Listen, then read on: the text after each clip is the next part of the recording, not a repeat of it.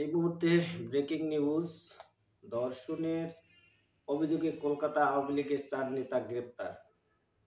5ই আগস্টের পর পালিয়ে পালিয়ে কলকাতায় গিয়ে আশ্রয় নিয়েছেন, সেখানেও তারা থেমে নেই। সেখানেও ধর্ষণের অভিযোগে কলকাতা পুলিশ তাদেরকে গ্রেপ্তার করেছে।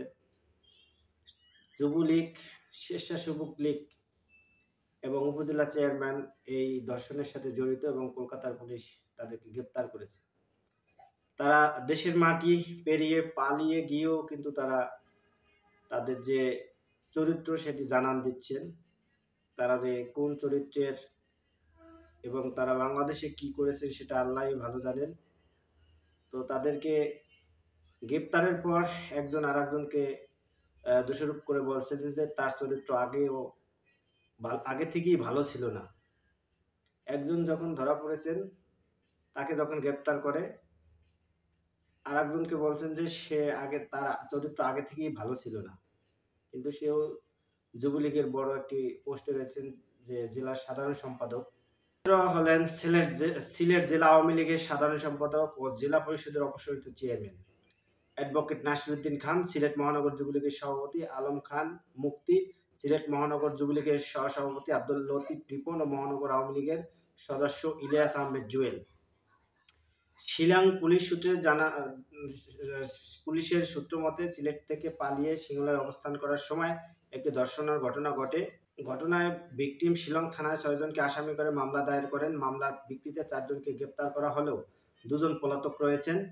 পলাতকরা হলেন সিলেট জেলা স্বেচ্ছাসেবক লীগের সভাপতি আফসার আজিজ এবং মহানগর স্বেচ্ছাসেবক লীগের সাধারণ সম্পাদক দেবাংশু দাস মিঠু। 1 ডিসেম্বর শিলংয়ের শীতের তীব্রতা বৃদ্ধি পাওয়ায় অভিযুক্ত কলকাতায় চলে যান। তবে শিলং থেকে কলকাতায় যাওয়ার সময় স্থানীয় থানায় বিষয়টি জানানো হয়নি। ফ্ল্যাটে অবস্থানকালে কলকাতা পুলিশ তাদের গ্রেপ্তার করে। শিলং পুলিশের কর্মকর্তা বলেন, নিয়ম অনুযায়ী মুভমেন্ট পাস নিয়ে সিলেট থেকে শিলংয়ে এসে তারা স্থানীয় থানাকে অবগত করেন।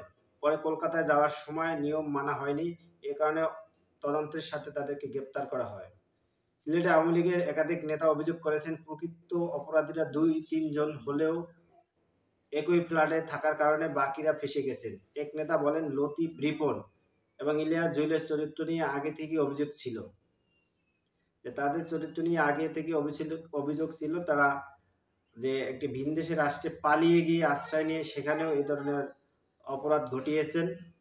তো এই হচ্ছে, এবং বিগত 15 বছরে কত আড়ালে ঘটনা ঘটেছে সেটা নিশ্চয়ই মানুষ ইতিমধ্যে বুঝতে পেরেছেন, যে তাদের আসলে চরিত্র কিরকম, যে একটি দেশ থেকে পালিয়ে গিয়ে অন্য দেশে আশ্রয় নিয়ে সেখানেও তারা একটি অপরাধ, যে ধর্ষণের মতো একটি অপরাধ, ঘৃণিত অপরাধে তারা জড়িয়ে পড়ে।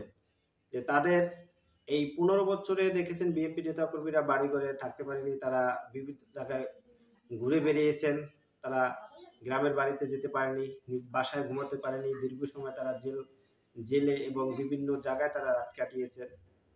কিন্তু তারা মাত্র 3 মাস পার করলেও 3 মাসের মাথায় তারা একটি দেশে পালিয়ে গিয়েও সেখানকার পরিবেশকেও দূষিত করে এবং আন্তর্জাতিক বা বিদেশি যে গণমাধ্যম সেখানেও তারা আলোচিত থাকতে চায়। আসল বিষয় হচ্ছে তারা আলোচনায় থাকতে চান, যেটা অপরাধমূলক কাজ হোক, খারাপ কাজ হোক, সব কাজ করে তারা আলোচনায় থাকার জন্য এসব কর্মকাণ্ড করে বেড়ান। তো যারা বিদেশের মাটিতে গিয়েও এই ধরনের ঘৃণিত কাজ করেন, তাদের শাস্তি আমরা বাংলাদেশ থেকে দাবি করছি, তাদের জন্য ভারতের যে আইন রয়েছে সেই আইন অনুযায়ী সর্বোচ্চ যে শাস্তি সেটি দেওয়া হয়।